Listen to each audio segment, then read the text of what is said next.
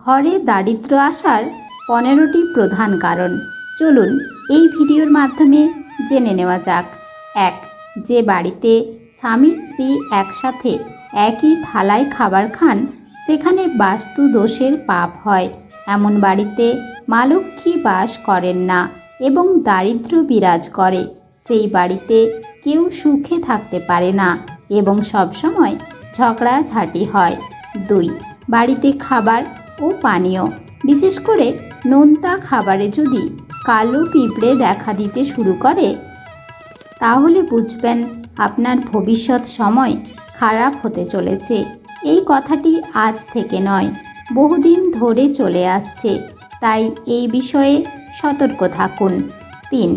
দাঁড়িয়ে থাকা অবস্থায় বাথরুম করা বাস্তু দোষ হিসাবে বিবেচিত হয়, কারণ আমরা যখন দাঁড়িয়ে বাথরুম করি তখন বাথরুমের ছিটা আমাদের পায়ে পড়ে এবং এটাকে বাস্তু দোষ বলে মনে করা হয় এবং এর কারণে ঘরে দারিদ্র্য প্রবেশ করে। আপনি যদি এটি এড়াতে চান তবে বসে থাকা অবস্থায় বাথরুম করুন, অন্যথায় বাথরুমের ছিটা আপনার পায়ে পড়তে দেবেন না। 4. এমন একটি ঘর যেখানে মহিলা সবসময় রাগান্বিত থাকে এবং কখনোই খুশি থাকেন না, সেখানে দেবী লক্ষ্মীর কৃপা নেই। যে পরিবারে মহিলারা রান্না করতে গিয়ে অসুখী হন এবং এটাকে বোঝা মনে করেন, সেই পরিবারে দারিদ্র্য নিশ্চিত। 5. ঘরে যদি সবসময় ঝগড়া হয় তাহলে বুঝবেন আপনার ঘরে দারিদ্র্য ঢুকেছে বা ঢুকে পড়েছে। আপনি হয়তো ভাবছেন ছোটোখাটো ঝগড়াঝাটি তো সব বাড়িতেই হয়, তাহলে কি সব ঘরেই দারিদ্র্য থাকে? এখানে একটি নির্দিষ্ট সময়ের কথা বলা হয়েছে, যেমন সকাল সন্ধ্যায় খাওয়ার সময় এবং বাড়িতে কোনো শুভ কাজ চললে যদি ঝগড়া হয় তাহলে তা ঘরে দারিদ্র্য নিয়ে আসে। 6. ভাঙা পাত্রে খাবার রান্না করা বা খাওয়ার ফলেও ঘরে দারিদ্র্য ও অভাব আসে। ভাঙা পাত্রে খাবার খেলে বাস্তু দোষ হয়। এছাড়াও যারা 40 দিনের বেশি চুল রাখেন তাদের উপর দেবী লক্ষ্মী ক্রুদ্ধ হন, অতএব 40 দিনের আগে আপনার চুল কাটা উচিত। 7. আপনি যদি আপনার ঘরের দরজার দিকে পা রেখে ঘুমান তবে বাস্তুশাস্ত্র অনুসারে এটি মোটেও ঠিক নয়। এতে করে মা লক্ষ্মী আপনার ঘরে আসেন না, বা এলেও দরজার সামনে পা রেখে সেখান থেকে ফিরে যান। 8. আপনার বাড়িতে থাকা ভাঙা ঝাড়ু দারিদ্র্যের কারণ হতে পারে, তবে ঝাড়ু দেওয়ার সময় যদি ঝাড়ুর কিছু অংশ ভেঙে ঝাড়ু থেকে আলাদা হয়ে যায় তাহলে দারিদ্র্য আসতে পারে, কারণ দেবী লক্ষ্মী ঝাড়ুর মধ্যে অবস্থান করেন এবং ঝাড়ু দেওয়ার সময় এর অংশ খুলে পড়া বা ছড়িয়ে পড়া একটি অশুভ লক্ষণ নয়। যদি আপনার বাড়ির কোনো জলের কল খারাপ থাকে এবং তা থেকে সবসময় টপ টপ করে জল পড়ে তবে তা অশুভ বলে বিবেচিত হয়, যা নেতিবাচক শক্তির সঞ্চালন বাড়ায় এবং আপনার বাড়িকে দারিদ্র্যের দিকে নিয়ে যায়। তাই যদি আপনার বাড়ির কোনো কল খারাপ থাকে এবং জল পড়ার শব্দ হয় তবে আপনার এটি মেরামত করা উচিত। 10. মাকড়সার জালের কারণে ঘরে দারিদ্র্য প্রবেশ করে, কারণ নেতিবাচক শক্তি মাকড়সার জালের মাধ্যমে সঞ্চারিত হয়।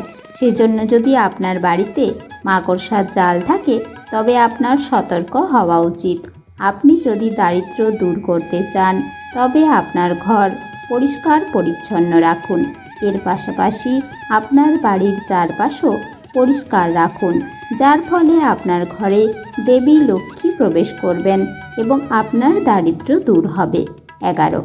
জানালা বা দরজা বন্ধ করার সময় বা খোলার সময় যদি আপনার দরজা থেকে বিকট শব্দ আসে তবে এটি নেতিবাচক শক্তির জন্ম দেয় এবং এর মাধ্যমে ঘরে দারিদ্র্য প্রবেশ করে।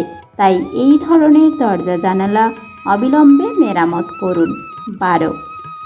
যেসব বাড়িতে কখনো পূজা হয় না, সেখানে মানুষ ঈশ্বর বা তাদের পূর্বপুরুষদের পূজা করেন না, সেখানে মা লক্ষ্মী কখনোই সদয় হন না এবং সেখানে সুখ সমৃদ্ধি থাকে না। কোনো বাড়ির লোকেরা যদি হঠাৎ করে ভগবানের ভক্তি থেকে দূরে সরে যায় এবং ধর্মকর্ম করা বন্ধ করে দেয়, তবে এটি আসন্ন অর্থনৈতিক সংকটের একটি বড় লক্ষণ। 13. বাস্তুশাস্ত্র অনুসারে সূর্যাস্তের পরে দুধ, দই, পেঁয়াজ, লবণের মতো জিনিস কাউকে দেওয়া উচিত নয় এবং সন্ধ্যার সময় কাউকে টাকা ধার দেওয়াও উচিত নয়। এর ফলে দেবী লক্ষ্মী ক্রুদ্ধ হন এবং ঘরে দারিদ্র্য আসে। 14.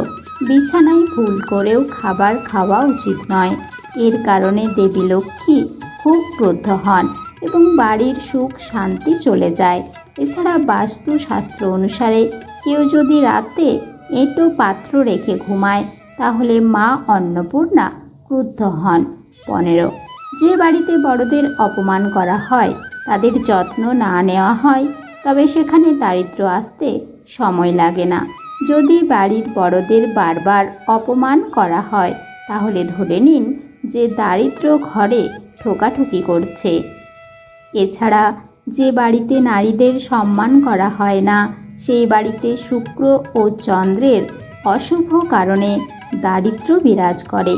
বাস্তুশাস্ত্র অনুসারে ঘরের প্রবেশপথে কখনোই ডাস্টবিন রাখা উচিত নয়, এতে ঘরে বাস্তু দোষ হতে পারে। মা লক্ষ্মীও ক্রুদ্ধ হন। এই একটি ভুল ঘরের দারিদ্র্য ডেকে আনতে পারে। বাড়ির প্রধান দরজা সবসময় পরিষ্কার রাখতে হবে। এখানে প্রতিদিন সন্ধেয় ঘিয়ের প্রদীপ জ্বালাতে হবে, তাতে মা লক্ষ্মী প্রসন্ন হন। ডাস্টবিন সবসময় দক্ষিণ পশ্চিম বা উত্তর পশ্চিম দিকে রাখতে হবে। বাস্তুশাস্ত্র অনুসারে যদি কোনো ব্যক্তি বাড়িতে বহুদিন ধরে ছেঁড়া জুতো বা চপ্পল রাখেন তাহলে গ্রহের দোষ ত্রুটিগুলি প্রভাবিত হতে পারে। তাই অব্যবহৃত জুতা ও চপ্পল যত তাড়াতাড়ি সম্ভব ঘর থেকে সরিয়ে ফেলুন। রান্নাঘর, উঠোন বা বাথরুমে কখনোই জল জমতে দেওয়া উচিত নয়, কারণ জমা জল খুব খারাপ বলে মনে করা হয়। এটি আর্থিক ক্ষতির কারণ হয়। পরিবারের কেউ উন্নতি করতে পারেন না, তাই আজই এই বদ অভ্যাস ত্যাগ করুন। না হলে জীবনে যদি আর্থিক সমস্যা দেখা দেয় তা থেকে বেরোনো খুব কষ্টকর হয়ে ওঠে। অনেকের বাড়িতে মৃত পূর্বপুরুষদের বা ঠাকুরকে ফুলের মালা দেওয়া হয়। খেয়াল রাখবেন সেই ফুল শুকিয়ে গেলে ঘরে রাখা উচিত নয়। আপনার বেডরুম বা ড্রয়িং রুমে রাখা গাছপালার ভালোভাবে যত্ন নিন, সেগুলো যেন কখনোই শুকিয়ে না যায়, তাহলে আপনার সংসারে বিপদ আসতে পারে। তাজমহলের ছবি কখনোই ঘরে রাখা উচিত নয়, কারণ তাজমহল বেগম মমতাজের সমাধি। ঘরে সমাধির ছবি রাখলে নেতিবাচক শক্তি ঘরে প্রবেশ করে এবং ইতিবাচক শক্তি বেরিয়ে যায়। পারিবারিক ও দাম্পত্য জীবনে অশান্তি লেগে থাকে। ভুল করেও কখনো মহাভারতের ছবি রাখবেন না বাড়িতে, বিশেষত শোবার বা ড্রয়িং রুমে এই ধরনের ছবি রাখবেন না। এতে আপনার বাড়িতে অশান্তি লেগে থাকবে, মারামারি পর্যন্ত হতে পারে, সেই সঙ্গে আর্থিক দিকে খারাপ প্রভাব পড়ে। বন্ধুরা, আজকের ভিডিওটি এ পর্যন্তই। ভিডিওটি দেখার জন্য অসংখ্য ধন্যবাদ।